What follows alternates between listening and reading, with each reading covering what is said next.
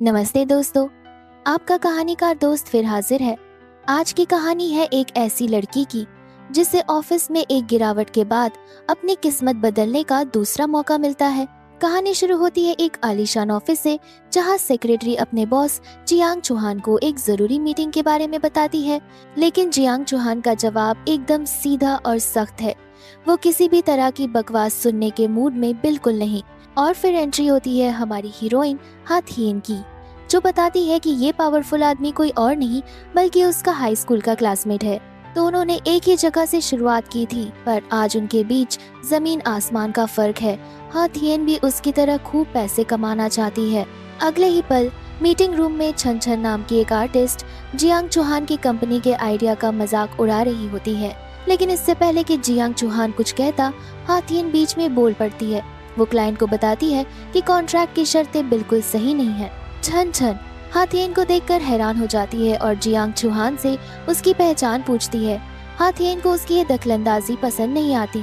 Jiang Chauhan अपनी secretary को मामला संभालने को कहता है, लेकिन वो हाथियन को चुप रहने का इशारा करता है और उसे बाहर जाने के लिए कह देता है। निराश होकर बाहर निकलती हाथियन का पैर फिसल जाता है। गिरते हुए वो सोचती है कि अगर जिंदगी दोबारा जीने का मौका मिला तो वो मेहनत से पढ़कर जियांग चौहान का दामन कसकर पकड़ लेगी। जब उसकी आंख खुलती है तो जियांग चौहान उसे पुकार रहा होता है। हाथियन को लगता है कि उसके बॉस ने उसे बचा लिया, लेकिन वो खुद को अपनी हाई स्कूल क्लास में पाती है। एक गिरावट, एक मौका। क्या वो अपनी किस्मत फिर से लिख पाएगी या ये बस एक पागलपन भरा सपना है? उसे यकीन नहीं होता कि वो 10 साल पीछे चली गई है। उसका क्लासमेट उसे होमवर्क जमा करने के लिए कहता है और हाथियन सोचती है कि जियांग चौहान का अक्खड़पन 10 साल बाद भी वैसा का वैसा ही है। उसकी दोस्त फांग सहुई उसे छेड़ती है कि वो स्कूल के सबसे मशहूर और खड़ूस लड़के से पंगा ले रही है। जियांग चौहान अपने लुक्स की वजह से फेमस तो था, पर उसके स्वभाव के कारण कोई उससे बात नहीं करता था। लेकिन हाथियन ने ठान लिया है, इस बार वो किसी भी हाल में जियांग चौहान का सहारा लेकर ही रहेगी। पर अफसोस, 10 साल बाद उसका दिमाग भी खाली हो चुका है। फिजिक्स का एक भी सवाल उससे हल नहीं हो रहा। वो परेशान होकर सोचती है कि कहानियों में तो टाइम ट्रैवल करने वालों को कोई सुपर पावर मिलती है, पर उसके पास तो कुछ भी नहीं है। तभी उसे कुछ स्टूडेंट्स को आर्ट्स कंपटीशन के बारे में बात करते हुए सुनती है। जीतने वाले को एक बड़ी यूनिवर्सिटी में सीधे एडमिशन मिल सकता है। हाथियन को याद आता है कि भविष्य में जियांग चौहान ने अपनी म्यूजिक टीम के सारे टैलेंटेड लोग इसी कंपटीशन से चुने थे। उसे अपना वायोलिन का टैलेंट याद आता है, जिसे उसने मजबूरी में छोड़ दिया था। वो इस मौके को हाथ से जाने नहीं देना चाहती, लेकिन टीचर बताती है कि इसके लिए माता पिता की इजाजत जरूरी है। और हाथियन जानती है कि उन्हें मनाना आसमान से तारे तोड़ने जैसा है। जैसा सोचा था वही हुआ। उसके माता पिता इस फैसले के सख्त खिलाफ हैं। वो चाहते हैं कि हाथियन सिर्फ अपनी पढ़ाई पर ध्यान दे। हाथियन मन ही मन सोचती है कि अगर उन्हें जियांग चौहान की कंपनी की भविष्य की कीमत पता होती तो वो उसे कभी नहीं रोकते। बात बिगड़ते देख टीचर उन्हें बताती है कि हाथियन में बहुत टैलेंट है और कंपटीशन जीतने पर उसे सीधे एडमिशन भी मिल सकता है। मौके का फायदा उठाकर हाथियन अपनी माँ से वादा करती है कि वो अगले महीने होने वाले एग्जाम में टॉपिक 100 में आकर दिखाएगी। वो कहती है कि अगर ऐसा नहीं हुआ तो वो वायोलिन बजाना हमेशा के लिए छोड़ देगी। आखिरकार उसके पिता मान जाते हैं और माँ भी उसे एक मौका दे देती है। हाथियन ने कॉर्पोरेट जगत का पहला सबक इस्तेमाल किया था। मौका पाने के लिए पहले बड़े बड़े वादे करो। ये ट्रिक उसने जियांग चौहान से ही सीखी थी। लेकिन अब एक नई मुसीबत खड़ी थी। उसकी रैंक तो 300 की भी पार थी। टॉप 100 में आना लगभग नामुमकिन था। पर टीचर उसे दिलासा देती है कि उसके पास एक बाहरी मदद का इंतजाम है।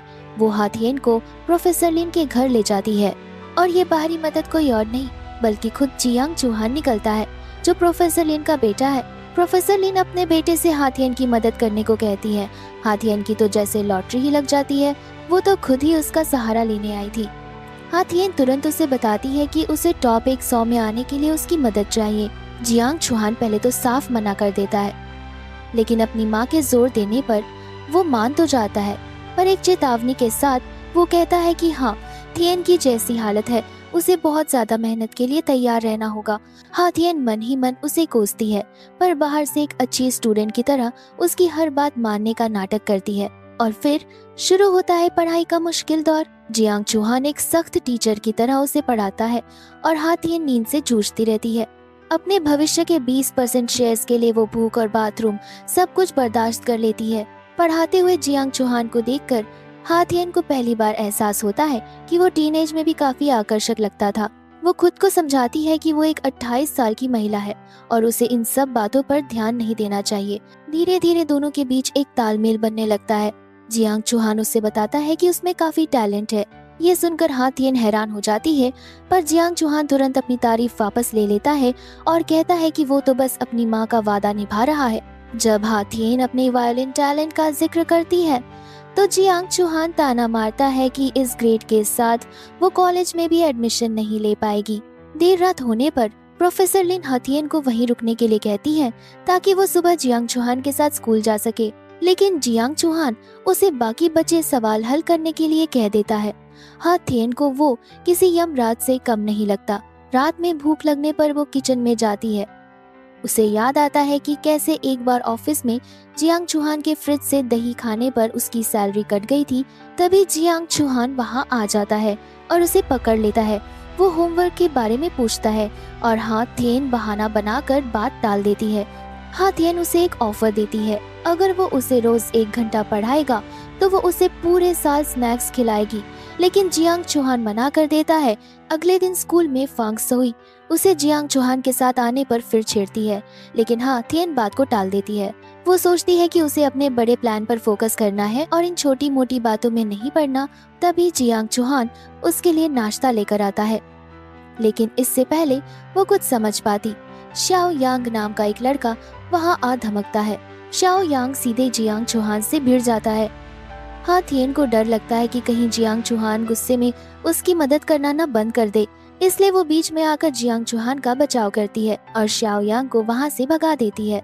वो जियांग चौहान का मूड ठीक करने के लिए उसे बाहर खाने पर चलने के लिए पूछती है और उसकी पसंदीदा डिशेस के नाम गिनाती है। ये सुनकर जियांग चौहान उसे दीवार के पास धकेलकर सीधे मुद्दे पर आता है। वो पूछता है कि वो हर रोज उसके पीछे क्यों पड़ी रहती है और आखिर चाहती क्या है। घबराकर हाथियन पहली बार अपने दिल की बात कहती है। वो उसे धन्यवाद देती है कि उसने कितनी मेहनत से उसे पढ़ाया और फिर वो हिम्मत करके पूछती है क्या हम अच्छे दोस्त बन सकते हैं और क्या वो उसका ट्यूटर बना रहेगा। जियांग चौहान बिना कुछ कहे वहाँ से चला जाता है और हाथियन सोच में पड़ जाती है कि उसका जवाब हाँ था या ना। जल्दी महीने के एग्जाम का दिन आ जाता है जिस पर हाथियन और फांग सोई दोनों का भविष्य टिका होता है।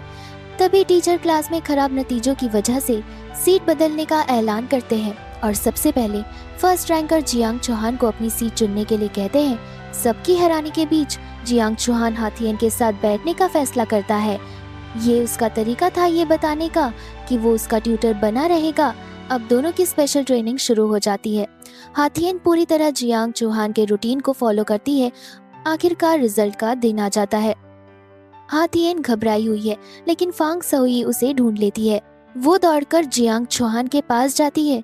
जियांग चौहान अंदाजा लगाता है कि उसकी रैंक 97 के आसपास होगी। हाथियन खुशी से बताती है कि उसकी 98 रैंक आई है। उसने अपनी जिंदगी में कभी इतने अच्छे मार्क्स नहीं देखे थे। वो जियांग चौहान का शुक्रिया अदा करती है, लेकिन जियांग चौहान हमेशा की तरह शांत रहते हुए कहता है कि ये उसकी अपनी मेहनत का नतीजा है। हाथियन को लगता है कि जियांग चौहान के साथ उसकी जान पहचान बढ़ गई है, लेकिन अब उसके पास पढ़ाई का बहाना भी नहीं रहा। जियांग चौहान उसकी उदासी को भांप जाता है और उसे छेड़ता है। हाथियन बहाना बनाकर जाने लगती है, लेकिन फिर वो एक बड़ा दांव चलती है। वो उसे इस सेमेस्टर की चाय और 3 चेला कूपन का लालच देती है। जियांग चौहान मना कर देता है। हाथियन हार मानकर कहती है कि वो उसकी कोई भी शर्त मानने को तैयार है। इस पर जियांग चौहान मान जाता है, लेकिन एक शर्त पर, वो चेला कूपन कभी भी कहीं भी इस्तेमाल कर सकता है। अगले दिन क्लास में टीचर हाथियन की 200 रैंक की जबरदस्त छलांग के लिए उसकी तारीफ करते हैं। पूरी क्लास हैरान रह जाती है। फांग सोई पूछती है कि क्या अब वो स्पोर्ट्स मीट में हिस्सा ले सकती है। टीचर उन्हें इसकी इजाजत दे देते हैं। जब हाथियन जियांग चौहान से पूछती है तो वो मना कर देता है। उसे याद आता है कि उसने कभी भी जियांग चौहान को ऐसी एक्टिविटी में हिस्सा लेते नहीं देखा। वो उसे क्लास मॉनिटर होने की जिम्मेदारी याद दिलाकर उकसाती है। मन ही मन वो सोचती है कि उसे भी तो बॉस को परेशान करने का मजा चखना चाहिए। जियांग चुहान तुरंत उसका चेला कूपन इस्तेमाल करता है और बास्केटबॉल और रिले रेस में उन दोनों का नाम लिखवा देता है। हाथियन मना करती है, लेकिन जियांग चुहान उसे ट्यूशन बंद करने की धमकी देता है। बेचारी हाथियन को हार माननी पड़ती है। बास्केटबॉल कोर्ट पर श्याओ यांग फिर से जियांग चुहान को चैलेंज करता है। वो शर्त लगाता है कि हारने वाला फिर कभी हाथियन से बात नहीं करेगा। जियांग चुहान बिना सोचे शर्त मान लेता है। हाथियन इस बचकानी हरकत से बहुत चिढ़ जाती है। बाद में जियांग चुहान उससे माफी मांगता है और कहता है कि वो उसे शर्त की चीज नहीं समझता। वो कबूल करता है कि श्याओ यांग को उसके साथ देखकर उसे जलन होती है। हाथियन को एहसास होता है कि वो जल रहा है। जियांग चुहान उसके बहुत करीब आ जाता है, जिससे हाथियन का दिल जोरों से धड़कने लगता है, लेकिन वो बस उसके बालों से एक पत्ता हटाता है और उसे स्कूल के लिए देर न करने को कहकर चला जाता है। गेम के दिन जियांग चुहान श्याओ यांग से कहता है कि वो हाथियन को किसी भी शर्त का इनाम नहीं बनने देगा और वो बिना शर्त के भी उसे हरा देगा। मैच के दौरान हाथियन की नजरें सिर्फ जियांग चुहान पर टिकी होती हैं। वो सोचती है कि पहले उसने कभी उस पर ध्यान नहीं दिया। उसे एहसास होता है कि वो बस भविष्य के अमीर बॉस का सहारा लेना चाहती थी, लेकिन अब उसे जियांग चुहान की दोस्ती ज्यादा कीमती लगने लगी है। जब वो रेस जीतते हैं तो जियांग चुहान जोश में उसे गले लगा लेता है। हाथियन घबरा जाती है पर खुद को बहला लेती है कि ये तो पैसे के पेड़ को गले लगाने जैसा है। श्याओ यांग हारकर भी कहता है कि वो हाथियन को पसंद करना नहीं छोड़ेगा। इस पर जियांग चुहान भी कहता है, मैं भी नहीं। थके हुए जियांग चुहान को हाथियन सहारा देती है। उसकी जिद के बावजूद वो मन ही मन अपना बिजनेस प्लान दोहराती है। अगले दिन हाथियन अपने वायोलिन कंपटीशन के लिए प्रैक्टिस कर रही होती है। जियांग चुहान वहाँ अपनी माँ प्रोफेसर लिन से मिलने आता है। प्रोफेसर लिन उसकी प्रैक्टिस की तारीफ करती हैं, लेकिन जियांग चुहान को उसकी परफॉर्मेंस में इमोशंस की कमी लगती है। तभी वहाँ छन आ जाती है और घमंड से कहती है कि जीत तो उसी की होगी। कुछ देर बाद हाथियन को पता चलता है कि उसने पहला राउंड पार कर लिया है, लेकिन बाहर उसे छन मिलती है जो हार चुकी है। वो अपनी हार का सारा इल्जाम हाथियन पर लगा देती है। इससे पहले कि वो कुछ और कहती, जियांग चुहान उसे रोक देता है। छन उस पर अपनी सारी भड़ास निकाल देती है। वो कहती है कि हाथियन जैसी लड़की जो सिर्फ एडमिशन के लिए मेहनत कर रही है, उसकी बरसों की मेहनत पर पानी कैसे फेर सकती है। जियांग चुहान गुस्से में उसे बताता है कि हाथियन ने इस कंपटीशन के लिए कितनी रातें जागकर मेहनत की है। उसे हाथियन का भविष्य बर्बाद करने का कोई हक नहीं है। प्रोफेसर लिन के आते ही छन गिरगिट की तरह रंग बदल लेती है। वो कहती है कि जियांग चुहान तो बस उसे दिलासा दे रहा था। हाथियन अपने 28 साल के तजुर्बे से उसकी चालाकी समझ जाती है और प्रोफेसर लिन को बताती है कि जियांग चुहान और दिलासा देना ये तो नामुमकिन है। जियांग चुहान भी हमेशा की तरह कड़वा सच बोल देता है। बाद में वो हाथियन से पूछता है कि उसने छन को इतनी आसानी से क्यों जाने दिया। हाथियन समझाती है कि वो एक और लड़की का भविष्य खराब नहीं करना चाहती थी। वो खुद को थोड़ा दोषी भी मानती है। ये सुनकर जियांग चुहान फिर उसे दीवार के पास ले जाता है। वो उसे समझाता है कि मौका सबके लिए बराबर था और उसने बस उसे पाने के लिए मेहनत की है। हाथियन उसके इतने करीब आने से फिर घबरा जाती है और खुद को याद दिलाती है कि उसका मकसद प्यार करना नहीं बल्कि अपना भविष्य बनाना है। जियांग चुहान की बातें उसके दिल में उतर जाती हैं। वो कहता है कि जो हाथियन को वो जानता है वो किसी भी मौके के लिए अपनी जान लगा देती है। फाइनल राउंड में जज उसके गाने की पसंद के बारे में पूछते हैं। वो एक गहरा जवाब देती है कि ये गाना उसे खुद के लिए जीना सिखाता है। जज उसकी परफॉर्मेंस से बहुत प्रभावित होते हैं। हालांकि हाथियन मन में मजाक करती है कि उसे ये गाना तो बस अपने बॉस के ऑफिस से याद है। और फिर वो पल आता है जिसका उसे इंतजार था। जज उसे कंपटीशन का विनर घोषित करते हैं। उसे यूनिवर्सिटी की ट्रेनिंग क्लास में जगह मिल जाती है। वक्त गुजरता है और ग्रेजुएशन का दिन आ जाता है। हाथियन सोचती है कि दोबारा जीने का ये मौका कितना सफल रहा। सबसे बड़ा बदलाव तो उसके और जियांग चुहान के रिश्ते में आया था। जो कभी उसका बॉस था अब वो उसका सबसे अच्छा दोस्त बन चुका था। तभी श्याओ यांग आकर उससे अपने दिल की बात कहने लगता है। हाथियन घबरा जाती है कि कहीं इसका असर उसके एग्जाम पर न पड़े, लेकिन एक बार फिर जियांग चुहान उसे बचा लेता है। वो बहाना बनाता है कि टीचर उसे बुला रहे हैं और बाद में बताता है कि वो बस श्याओ यांग को बात पूरी करने से रोकना चाहता था। यूनिफॉर्म पर साइन करते वक्त जियांग चुहान कहता है कि उसे अपनी शर्ट पर सिर्फ हाथियन का साइन चाहिए। दोनों एक दूसरे से यूनिवर्सिटी में मिलने का वादा करते हैं। आखिरकार मेहनत रंग लाती है। एग्जाम का रिजल्ट आता है और हाथियन ने उम्मीद से कहीं ज्यादा अच्छे नंबरों से परीक्षा पास कर ली है। उसके माता पिता की खुशी का ठिकाना नहीं रहता। देखो देखो, खुशी के मारे हाथियन का पहला फोन किसको गया? जाहिर है अपने ट्यूटर और भविष्य के बॉस जियांग चौहान को। वो अपनी खुशी संभाल नहीं पा रही है। जियांग चौहान उसे बताता है कि ये सब उसकी अपनी मेहनत का फल है और वो इसकी हकदार है। और जब बात आती है हमारे हीरो की, तो उसके नंबर इतने जबरदस्त हैं कि वो छिपा दिए गए हैं, यानी वो पूरे राज्य के टॉप 50 में है। हाथियन को यकीन हो जाता है कि अब वो फिर से उसके साथ पढ़ सकेगी। दोनों एक दूसरे से यूनिवर्सिटी में मिलने का वादा करते हैं। एक पल के लिए हाथियन के दिल में फिर से घंटी बजती है, लेकिन वो फौरन खुद को अपना बिजनेस प्लान याद दिलाती है। कहानी अब यूनिवर्सिटी पहुंच चुकी है और यहाँ आते ही ड्रामा शुरू। हॉस्टल के कमरे में एक लड़की को इसलिए तंग किया जा रहा है क्योंकि वो म्यूजिक डिपार्टमेंट की नहीं है। हाथियन वहाँ पहुँचती है और देखती है कि बदमाशी करने वाली लड़की कोई और नहीं बल्कि उसकी पुरानी दुश्मन छन छन है।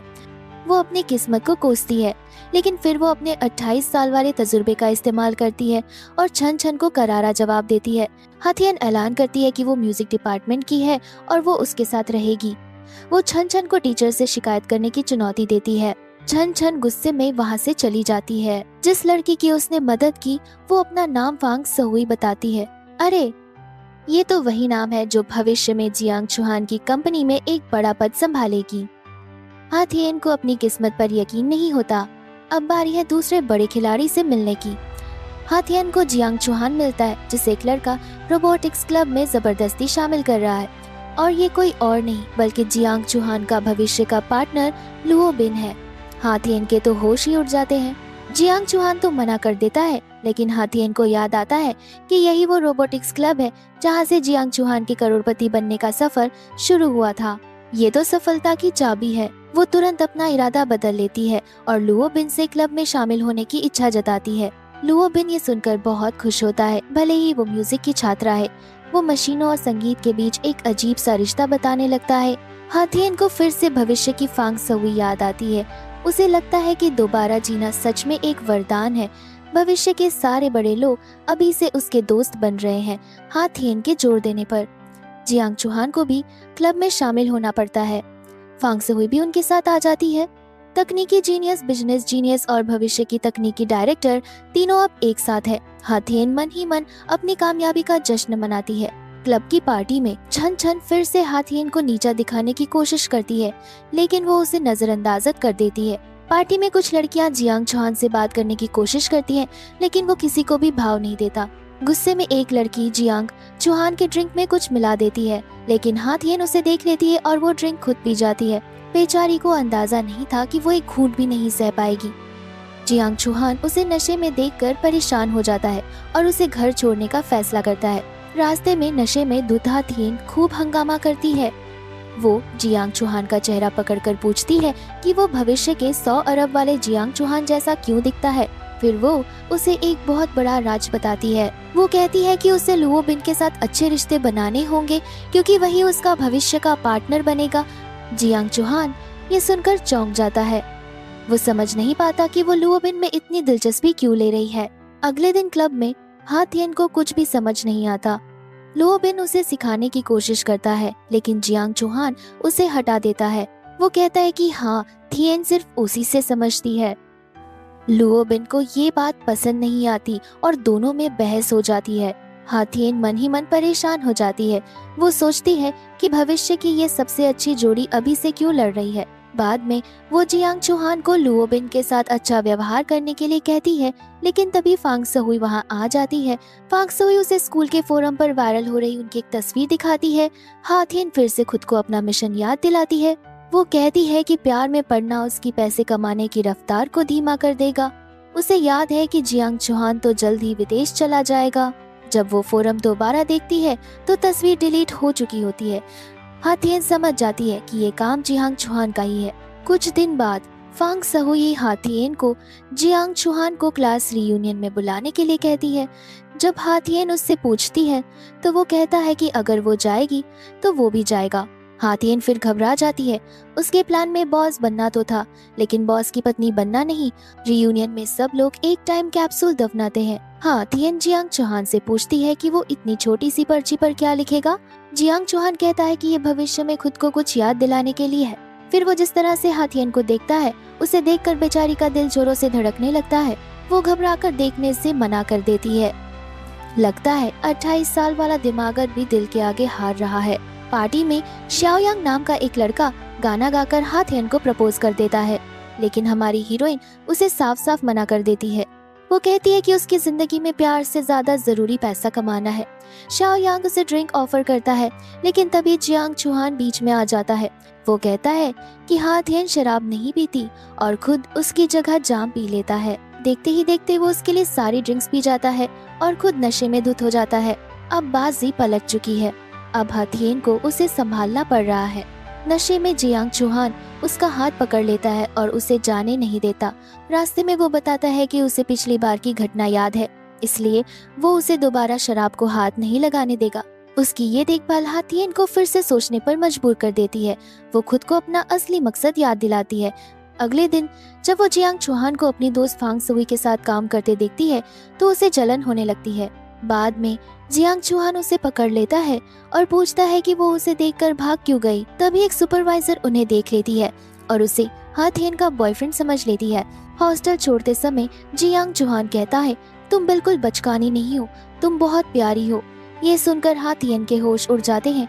वो मन ही मन मजाक करती है कि 10 साल बाद इस बात से उसे सैलरी बढ़ाने के लिए ब्लैकमेल करेगी, पर उसका दिल कुछ और ही कह रहा है।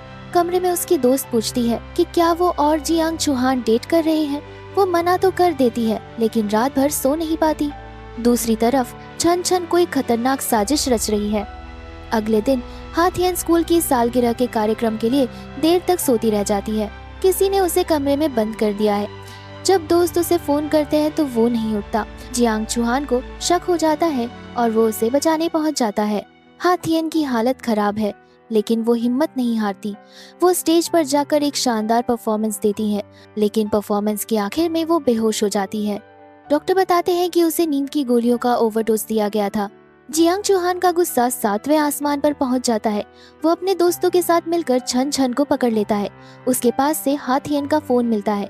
सब कुछ ठीक होने के बाद पूरी टीम कैंपिंग पर जाती है। वहाँ लुओ बिन जियांग चौहान को छेड़ता है कि वो उनके साथ आने से खुश नहीं है। टेंट लगाते समय जियांग चौहान और हाथियन काफी करीब आ जाते हैं, जिससे हाथियन का दिल फिर से पिघलने लगता है।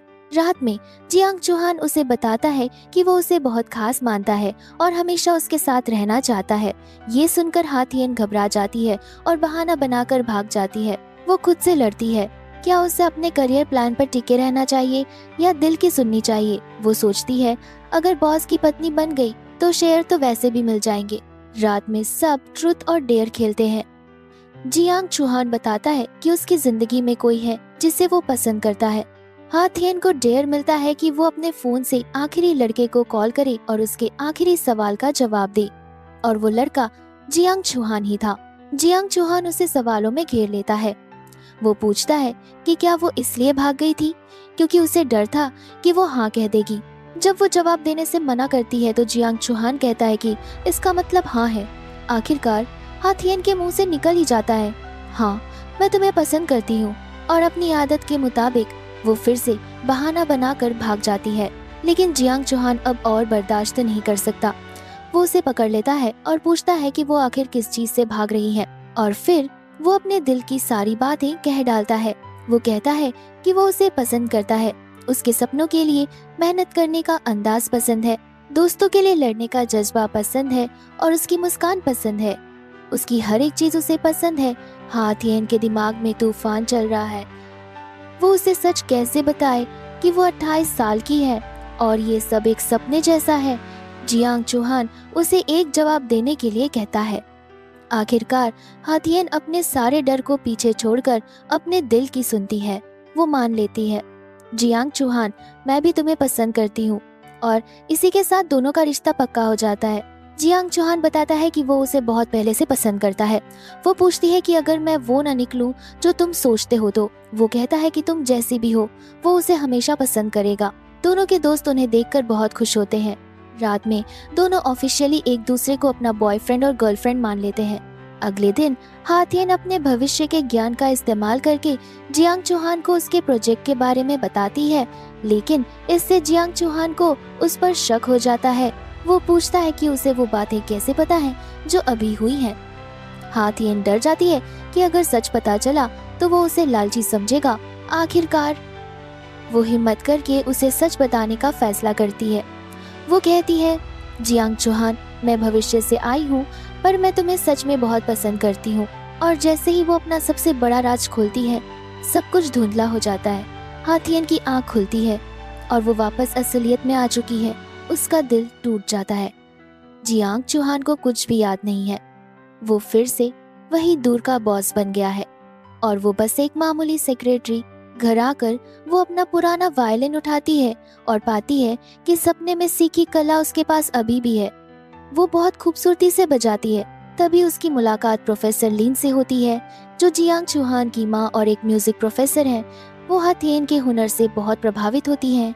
वो अपने बेटे को हाथियन को अपनी कंपनी के म्यूजिक प्रोजेक्ट में लेने का सुझाव देती हैं। रास्ते में जियांग चौहान उसे उस मौके को आजमाने के लिए प्रोत्साहित करता है। ऑफिस में हाथियन अपनी पुरानी दुश्मन छन छन को देखती है। अपने नए आत्मविश्वास के साथ वो छन छन के काम को चुनौती देती है। छन छन उसे मुकाबला करने के लिए कहती है। हाथियन तुरंत तैयार हो जाती है। तभी जियांग चौहान वहां आता है और इस मुकाबले को एक पब्लिक परफॉर्मेंस में बदल देता है। हाथियन शानदार प्रदर्शन करती है और सबको हैरान कर देती है। उसे प्रोजेक्ट के लिए चुन लिया जाता है। उसके दोस्त भी उसकी तारीफ करते हैं। उसे ऐसा लगता है जैसे वो वापस अतीत में पहुंच गई है, लेकिन फिर भी उसके मन में शक है। बाद में जियांग चौहान उसके पास आता है। वो कहता है, आज मैंने हाई स्कूल वाली हाथियन को देखा, जो मुश्किलों से कभी पीछे नहीं हटती थी। उसकी आंखों में वही चमक थी जो सपने में थी। तो क्या उसे सब कुछ याद है? हाथियन मजाक में उसे छेड़ती है कि उसे तो बस उसका साधारण हाई स्कूल वाला रूप याद है। लेकिन तभी जियांग चौहान वही बात कहता है जो उसने सपने में कही थी, कि वो अपना असली मकसद कभी नहीं भूलेगी। हाथियन हैरान रह जाती है और फिर हमें सबसे बड़ा राज पता चलता है। जियांग चौहान को भी सब कुछ याद था। जब वो हादसे के बाद जागा तो उसे भी वो 10 साल याद थे, लेकिन उसने देखा कि हाथियन उसे भूल चुकी है, इसलिए वो चुपचाप उसका इंतजार कर रहा था। मुकाबले के दिन छन छन जज को मक्खन लगाने की कोशिश करती है और हाथियन की सबके सामने बेइज्जती करती है, लेकिन जियांग चौहान अपनी हीरोइन के लिए खड़ा होता है और कहता है कि हुनर किसी ओहदे का मोहताज नहीं होता। बैक स्टेज छन छन अपनी पुरानी चाल चलती है और माफी के बहाने उसे ड्रिंक देती है, लेकिन इस बार हाथियन तैयार है। वो उसके चेहरे पर ड्रिंक फेंक देती है। गुस्से में छन छन उस पर हमला कर देती है और उसका हाथ जख्मी कर देती है ताकि वो परफॉर्म न कर सके, लेकिन हाथियन हार नहीं मानती। वो जख्मी हाथ के साथ स्टेज पर जाती है और अपनी जिंदगी की सबसे बेहतरीन परफॉर्मेंस देती है। जज उसे जीनियस कहते हैं और वो मुकाबला जीत जाती है।